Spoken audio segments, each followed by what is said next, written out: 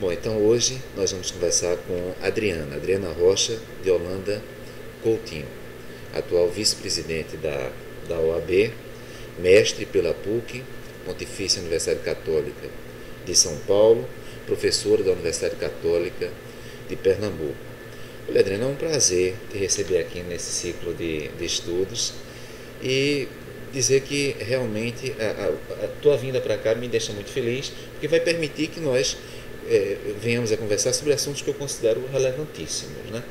Bom, primeiro eu queria que você falasse um pouco, porque parece que em 2004 você apresentou uma dissertação de mestrado em torno do novo Código Civil e da sucessão entre companheiros. O que foi isso, hein, Adriana? Hélio, antes de mais nada, o prazer é todo meu de estar aqui com você. Eu acho que essa sua iniciativa, ela engrandece não só o judiciário, mas a academia, porque nós temos todos nós professores, temos em você um exemplo, não é, desse seu esforço de difundir conhecimento. E todos os meios, eles são válidos. Eu, de fato, Hélio, em 2004 eu enfrentei esse assunto, que hoje já não é mais uma novidade, mas na época me interessou justamente pela mudança na norma civil, não é, no Código Civil. E como constitucionalista, eu entendo ser muito importante essa relação do direito civil com o direito constitucional. Hoje, inclusive, a gente tem em várias pós-graduações e mestrados, em doutorados, a disciplina autônoma de direito civil constitucional. Então, a sucessão de companheiros, que é uma questão que hoje já está mais ou menos pacificada, né? Hoje a gente, inclusive, talvez a novidade fosse falar de poliamorismo, de relações, né? A gente poderia ampliar aí essa discussão sucessória. Mas na época foi muito interessante, foi muito gratificante para mim também estar em São Paulo, poder defender essa monografia essa dissertação. E hoje eu acho que não há muita novidade, sabe, Hélio? Eu acredito que a ideia de igualdade, a ideia de dentro do quadro sucessório, entre companheiros ou entre cônjuges, a gente já consegue ter uma maior segurança do ponto de vista jurídico em relação a essas decisões, sabe? Mas foi bem interessante na época. Eu te pergunto o seguinte: companheiro ou companheira e concubino ou concubina, você Certo. faz alguma diferença? Olha, efeitos jurídicos? Isso, a doutrina, ela insiste, isso aí a gente tem uma diferença sim, né? Mas a doutrina, ela ainda insiste no desuso desse termo. Explica o que é concubino, né? Claro. Porque justamente quando a gente fala em concubina, na verdade a gente já está imaginando uma relação fora daquela relação, vamos dizer, né, que seria regular, né?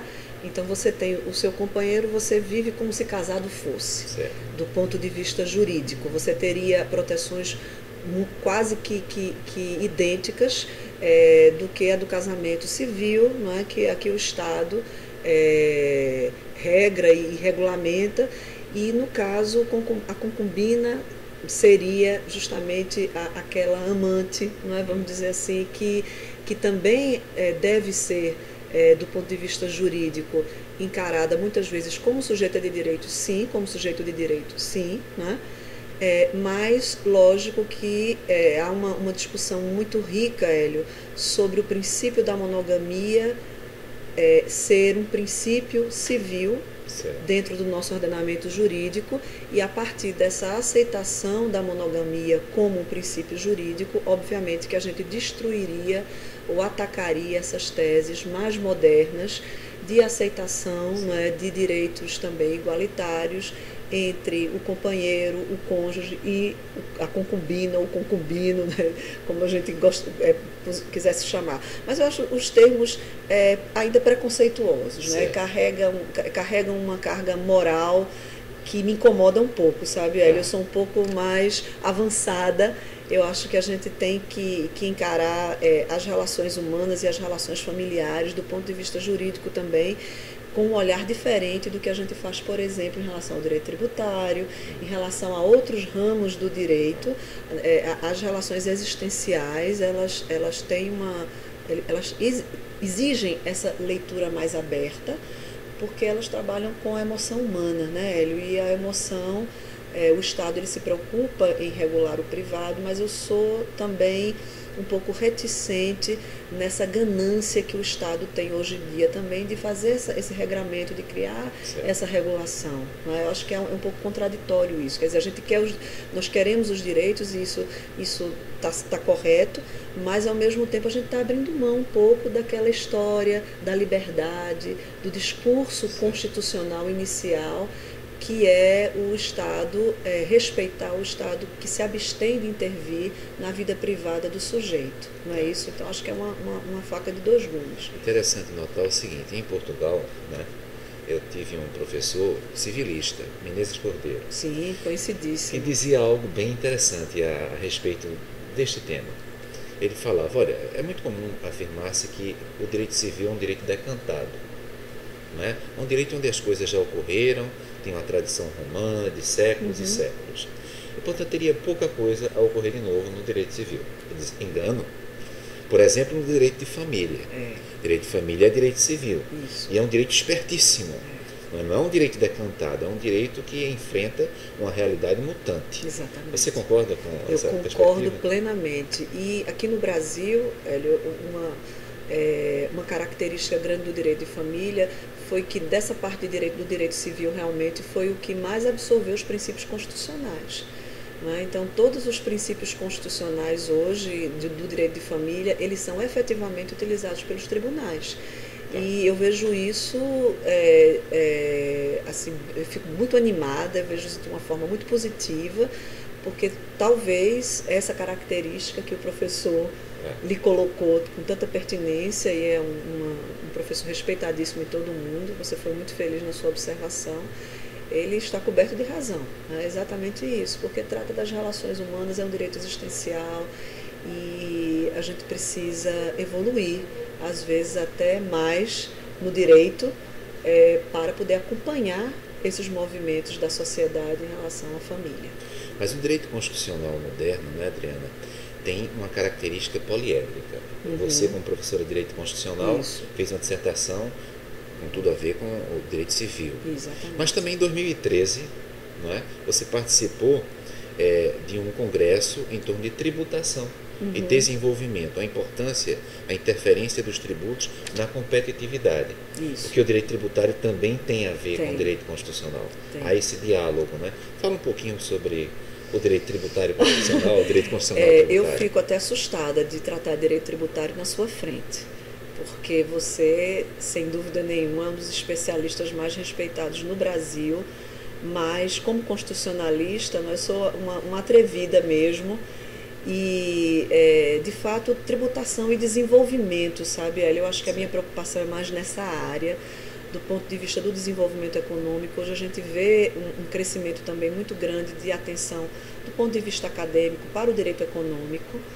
Então a gente fala de tributos, mas fala também dessa interseção com outras áreas, com outros conhecimentos, que eu acho que a gente não pode dissociar, porque o direito tributário ele é muito técnico, exige do profissional, muita técnica, muita dedicação, porque de fato são muitos detalhes, mas se nós afastarmos isso dessa questão do desenvolvimento mesmo, sobretudo no nosso país, que ainda é um país de muitas distorções, é um país que ainda carece de amadurecimento político, apesar da gente estar vivendo eu acho que uma situação atípica. Eu sou formada desde 91 pela Universidade Federal de Pernambuco, dou aula na Católica desde 1996, já acompanhei alguns movimentos assim como você, não é? E eu assim testemunho que nessa fase que a gente está, essa preocupação com a reforma tributária, com a questão do imposto sobre grandes fortunas, não é, que a gente pensa também nessa realidade de ideologia de governo e realidade jurídica mesmo.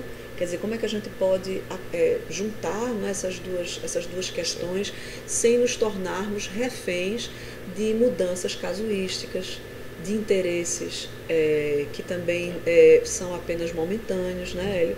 E eu acho que o judiciário ele tem contribuído muito para isso, né? As teses favoráveis à União, elas são muito fortes, mas eu acredito também que o contribuinte, ele não pode se tornar um refém da voracidade do Estado. Então, acho que esse equilíbrio, essa ideia de razoabilidade e proporcionalidade, ela deve nos ajudar, né, em toda essa seara. Aí eu te pergunto, quase que como uma provocação, esse momento atual seria um momento propício para fazermos reformas estruturais, reforma política, reforma tributária, certo. ou o momento estaria tão conturbado que para tratar de assuntos tão relevantes certo. para a sociedade, talvez não fosse o caso?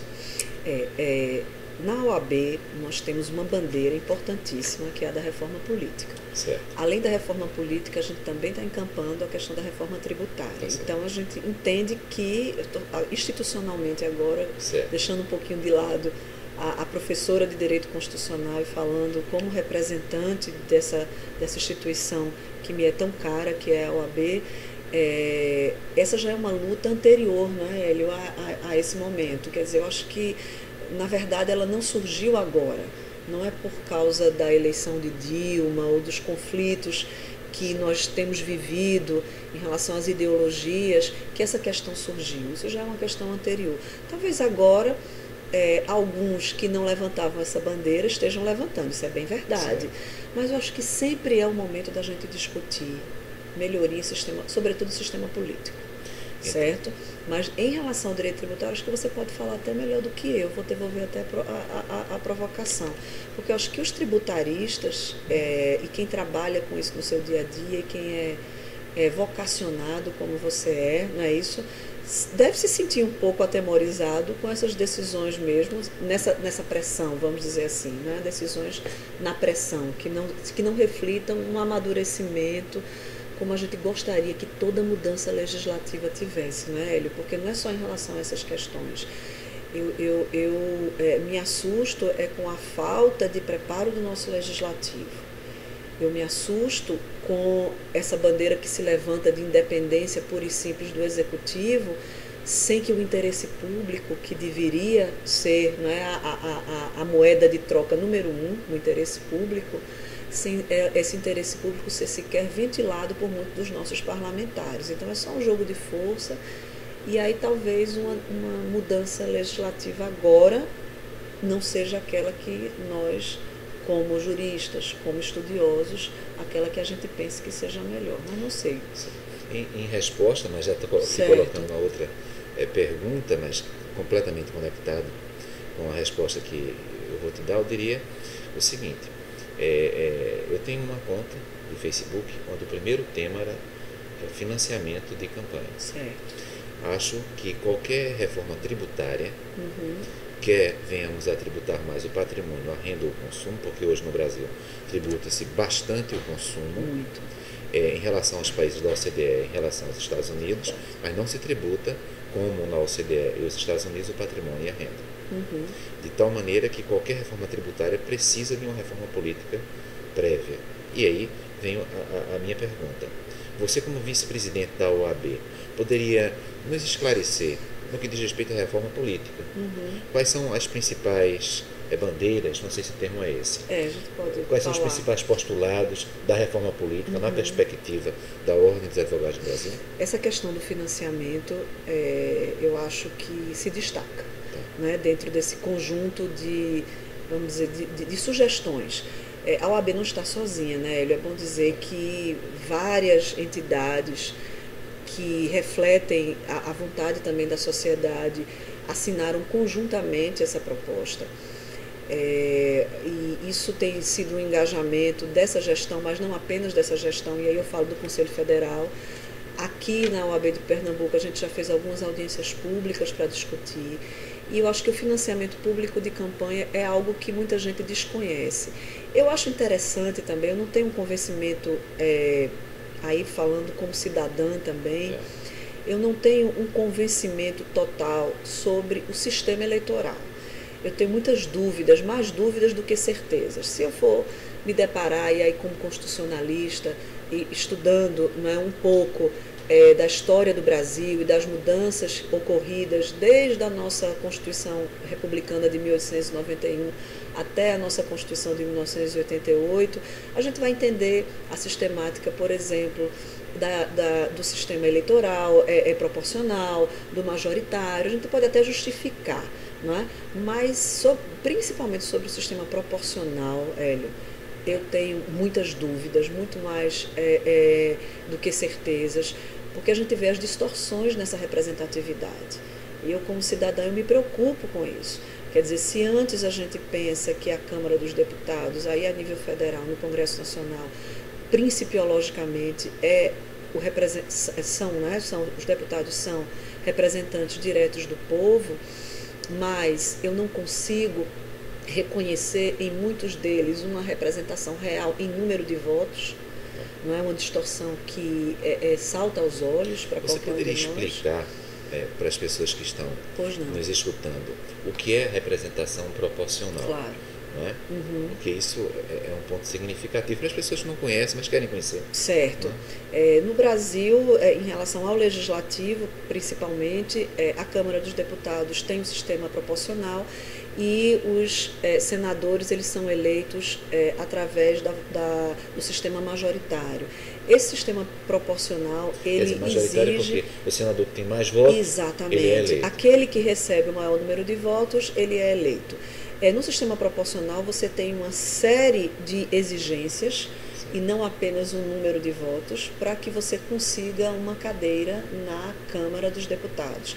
Dentre essas exigências, com menos votos pode entrar, ser eleito. Exatamente. Aí vai depender exatamente do coeficiente eleitoral, não é, que é um cálculo que se faz, não é, a partir também dessa força desse partido. Então a gente tem também a questão partidária, das coligações partidárias, isso vai influenciar para que a justiça defina, por exemplo, quantas cadeiras o seu partido vai ter direito, né?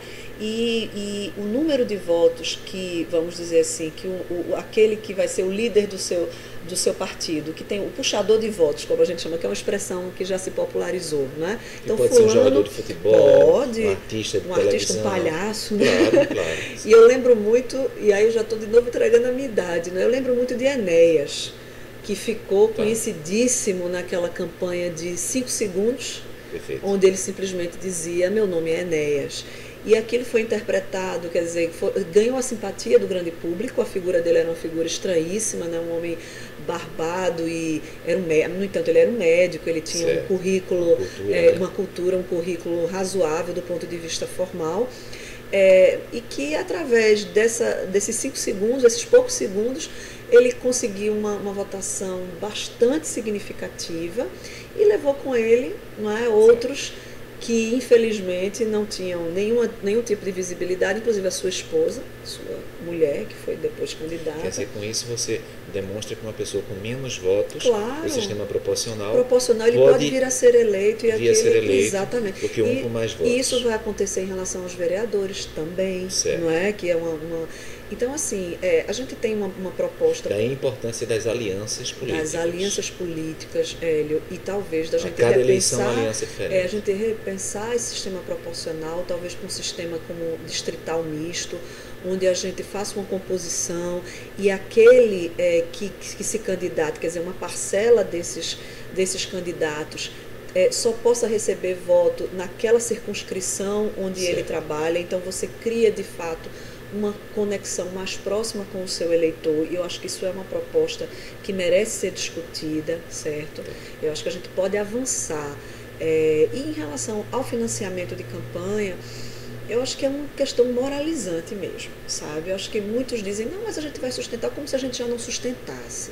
Então eu acho que é errada a percepção. Só lembrando que existe o tempo de televisão que é pago, existe o fundo partidário também. Então o grande público, a grande massa de eleitores desconhece que muitas desses instrumentos hoje que elegem um determinado candidato já são custeados por nós mesmos, contribuintes, né? E muitas vezes os grandes escândalos, vou chamar assim, da nossa história mais recente, tem a ver com o financiamento eleitoral. Isso, Algumas das empresas. Né? Então, acho que a gente pode E a matéria está trabalhar... no Supremo. Exatamente. A OAB vem tendo uma participação, vem tendo um uma acompanhamento. participação ativa e um acompanhamento ativo em relação a isso.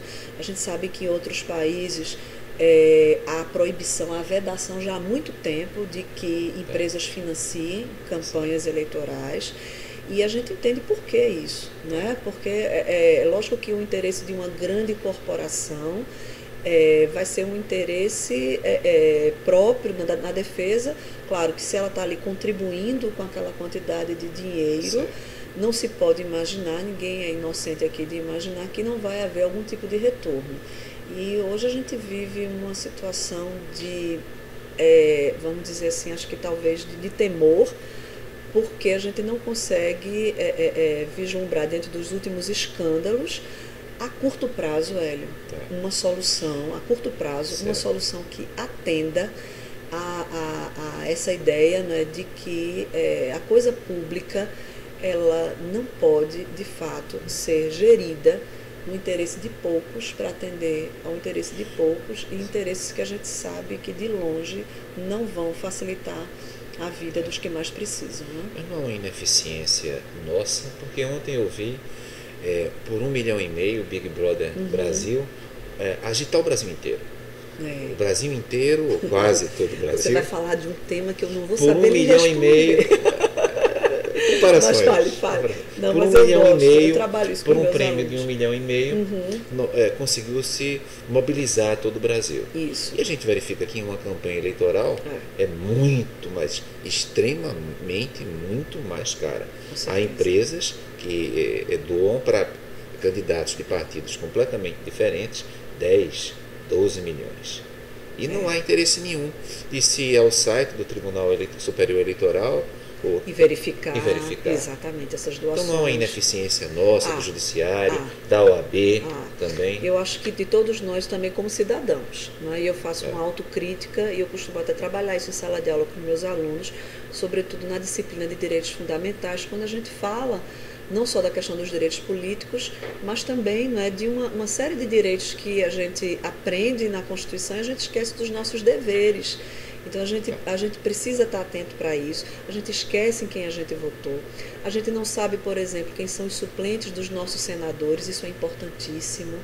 Não é? A gente precisa entender se há coerência política nos discursos e muitas vezes a escolha do seu suplente pode nos dar uma pista dessa falta de coerência. Certo. Não é? Quem é que você está indicando?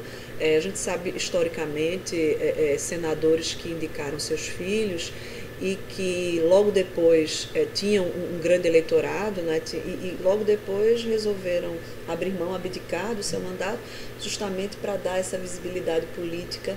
E isso é uma imoralidade, né? Isso é inaceitável. Então, o cidadão, ele perde a oportunidade, no momento da eleição, de ser mais rigoroso, de ser mais fiscalizador, e eu reconheço isso. Eu acho que isso é a verdadeira cidadania.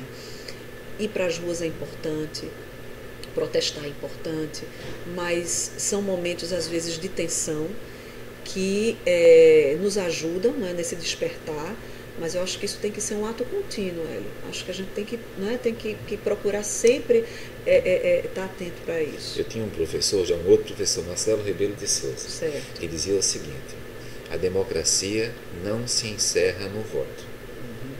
Mais ou menos o que você falou, quer dizer, mesmo que nós tenhamos um dia a perspectiva de que no dia da eleição a praia é menos importante, a eleição é mais importante, mesmo assim nós não pararíamos aí. Exatamente. É necessário acompanhar, por exemplo, questões que não dizem respeito só ao legislativo ou ao executivo, mas também ao judiciário. Isso. Tipo, os critérios de escolha das autoridades do judiciário. Perfeito. Porque eu noto, sendo juiz já há bastante tempo, que algumas pessoas imaginam que todos os juízes são concursados nas várias instâncias, melhor dito, juiz de primeiro grau, juiz dos tribunais regionais e tribunais de justiça, e juízes dos tribunais superiores e do Supremo Tribunal Federal. E não é bem assim. Há juízes que são concursados e há juízes que não são concursados. O que é que você pensa? O critério do concurso público seria realmente o melhor critério de provimento, ou poderia haver um critério de provimento misto também para as instâncias intermediárias e superiores? Certo. Veja, a gente tem uma origem do nosso Poder Judiciário que é muito clara, que é a inspiração estadunidense. Não é? Então, inicialmente, a gente implementou, inclusive, um sistema de controle de constitucionalidade difuso, e a gente sabe que no sistema norte-americano, o judiciário, de fato, ele é bem eclético. Existem juízes cooptados, existem juízes eleitos. Não é? Então, você tem uma sistemática muito mais complexa do que essa nossa.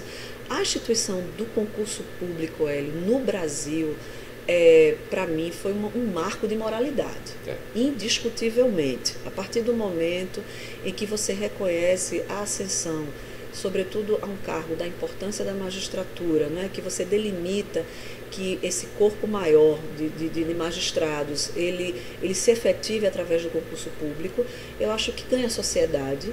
É um critério de meritocracia, indiscutivelmente, né? E o princípio da moralidade, que é um princípio, às vezes, tão maltratado, né? Então, às vezes, até tão esquecido nas motivações das decisões até, não é? Que eu, como constitucionalista, lamento o excesso de legalismo e a dificuldade de trabalhar objetivamente o princípio da moralidade. Então, eu vejo como uma vantagem para o nosso sistema, e não como uma desvantagem, um demérito nessa comparação com o sistema norte-americano. A questão da ascensão aos tribunais, e a Constituição, ela garante, de fato, aos tribunais superiores a sistemática do quinto constitucional, não é isso? No caso, parece que, veja se concorda, para os tribunais intermediários, regionais, federais e tribunais de justiça, isso. Aí o quinto. Exatamente. Para o tribunal, no caso superior, o Tribunal de Justiça, o terço. O terço, né? Isso. A gente e não muitas tem vezes, o quinto. Exatamente. Até nesse terço, só para lembrar, um terço de desembargadores federais, desembargadores estaduais, membros no... Tem a composição aí também dos organismos, também, temos. Né? Às vezes o terço ele é completo com o quinto. Temos a composição alternada entre Ministério Público e advogados, né, que é também uma questão interessante. E ainda temos também a ascensão através do critério de merecimento e de antiguidade, que você conhece mais e que você domina muito bem como magistrado. Você sabe que também há uma polêmica em torno desses critérios que muitas vezes perdem na objetividade, não é? Que eu acho que deveria ser mais objetiva também essa escolha. Então, a questão do quinto, a ideia, não é que facilite, vamos dizer assim, a ampliação da discussão. Se nós temos o duplo grau de jurisdição, se nós temos a ideia do contraditório, da ampla defesa, se há um escalonamento desse poder judiciário, como você muito bem colocou, então eu acho que é natural, sobretudo na fase recursal, Hélio, que você tenha uma composição de cabeças, vamos dizer assim, mais plurais.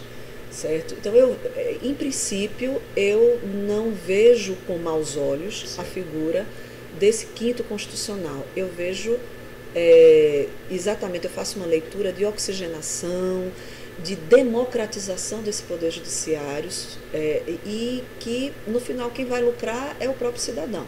Não é? Agora, são duas instituições bem diferentes. Eu falo pela minha, que é a advocacia. Talvez um membro do Ministério Público fale melhor sobre o quinto. E eu sei que, internamente, já escutei isso de colegas promotores de justiça, inclusive, posições bastante radicais, no sentido de acabar com o quinto, né? Dizendo que não havia necessidade. Hoje a gente tem realmente um MP muito equilibrado com a magistratura, que há alguns anos, né, isso não era realidade. O Ministério Público, antes da Constituição de 88, era muito menosprezado diante da prestação jurisdicional. Então, hoje não é essa a realidade. Então, essa visão de que o membro do Ministério Público gostaria de ser juiz, talvez seja a mesma coisa da gente imaginar também que o juiz gostaria de ser hoje o membro do Ministério Público. Não mão dupla, então. Exatamente. Essa oxigenação que tenha esses dois lados, né? Que você possa fazer essa transação que a gente hoje não tem. Mas eu acho um assunto interessantíssimo, acho que a gente pode amadurecer. Eu só me preocupo muito com a escolha do quinto. Eu acho que a responsabilidade de uma instituição como a OAB, hoje a gente democratizou bastante a escolha do quinto a nível estadual, nós temos a eleição direta. Eu acho que isso facilita também, né, essa escolha, mas quando você está numa ordem, sobretudo como uma ordem de Pernambuco, que tem uma história de lutas muito importante, e defendendo uma classe como a nossa, a gente tem um dever ético, uma preocupação ética, de aquele que vai alçar esse voo, né, Hélio? Certo. Então a gente só pode apoiar, de fato, Hélio, quem a gente acredita. A gente tem que ter um cuidado com esse apoio, mas quem vai decidir é a presidente. Nos tribunais federais, quem vai decidir é o executivo, que é uma outra questão polêmica. E aí, em razão do nosso tempo, a conversa está ótima. Está ótima. A gente vamos vai fazer ficar uma aqui 3 segunda horas. parte. E eu já deixo para vocês, vamos continuar falando de quinto. Tá ótimo. E eu já deixo para vocês uma provocação. Eu vou começar com ela. Assim, se o quinto, no caso dos advogados, torna o Poder Judiciário, no segundo grau, mais oxigenado, por que não um mandato?